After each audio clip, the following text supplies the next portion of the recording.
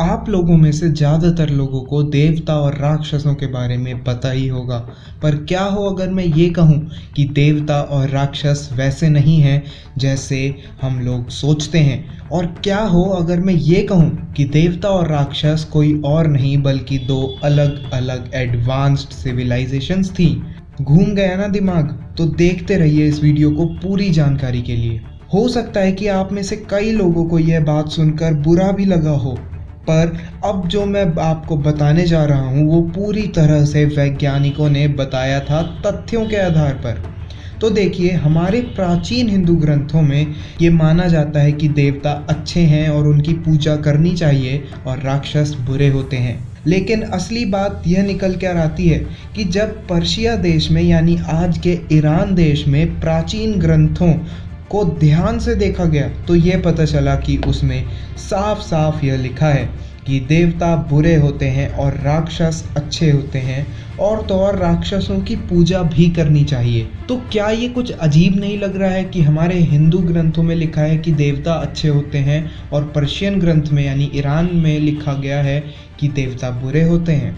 चलिए, ये बात तो हो गई। अब थोड़ी देर के लिए इसे साइड में करते हैं और मैं आपको कुछ और बताता हूँ। तो अब वैज्ञानिकों को धीरे धीरे यह लग रहा है कि प्राचीन समय में किसी ने तो हमारी पूर्वजों की मदद की होगी, और यहाँ पे प्राचीन से मेरा मतलब है हजारों साल पहले।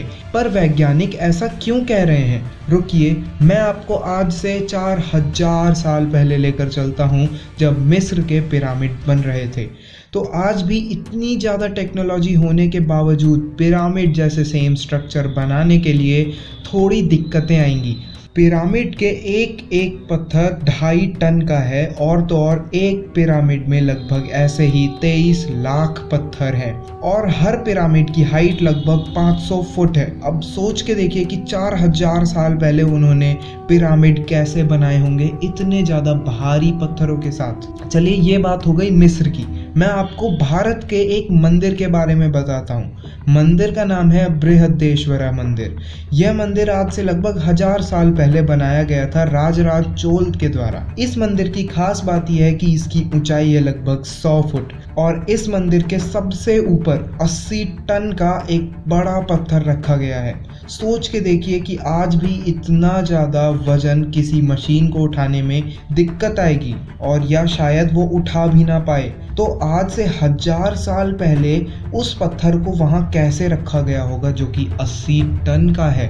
तो क्या अब आपको ये सब सुनकर ये नहीं लग रहा कि कोई तो था इन सब के पीछे जो हमारे बीच नहीं है? हो सकता है कि आपको पता चल गया हो कि मैं किसकी बात कर रहा हूँ। वैसे मैं एलियन यानी परग्रहियों की बात कर रहा हूँ। और हाँ, मैंने देवता और राक्षसों की बात की थी ना, तो अब वापस उन्हीं पर आते हैं। देखिए, अगर किसी देश में राक्षसों को अच्छा बताया गया है और कहीं पे देवता को अच्छा बताया गया है, ऐसा नहीं है कि सारे देवता अच्छे हैं और सारे राक्षस बुरे हैं। मैं ऐसा इसलिए कह रहा हूँ क्योंकि इंद्रदेव को घमंडी बताया गया है और सभी राक्षस बुरे नहीं हैं। इसका सबसे बड़ा उदाहरण है विभीषण। आप सबको इनके बारे में तो पता ही होगा कि विभीषण राक्षस कुल के थे। अब चलिए चलते हैं इस वीडियो के आखिरी भाग में, जो है देवता और राक्षसों के ऊपर। तो आप लोगों को पुष्पक विमान के बारे में तो पता होगा। वो विमान असल में भगवान विश्वकर्मा ने बनाया था, जिन्हें भगवानों का या फिर कहें तो ब्रह्मांड का आर्किटेक्ट बताया गया है।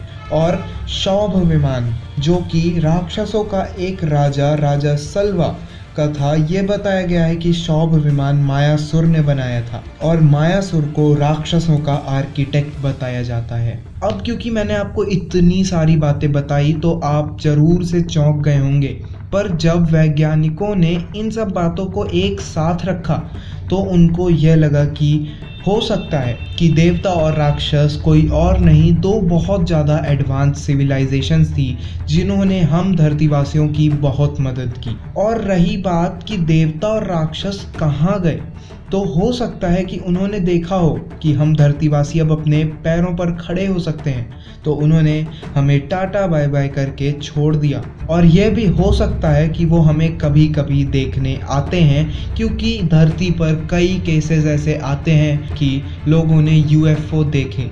और क्या पता कि ये दो सिविलाइजेशंस विलुप्त हो गई हों। हो सकता है कि उनकी सभ्यता किसी कारण ख़त्म हो गई हो। अगर आप हमारी वीडियो में यहाँ तक बने रहे तो आप लोग का बहुत बहुत शुक्रिया। और अगर मेरी बातें आप में से किसी को भी बुरी लगी हों तो मुझे कमेंट बॉक्स में ज़रूर बताइएगा। इस वीडियो को लाइक करिएगा और चैनल भी सब्सक्राइब कर दीजिएगा ऐसी ही मज़ेदार वीडियो देखने के लिए।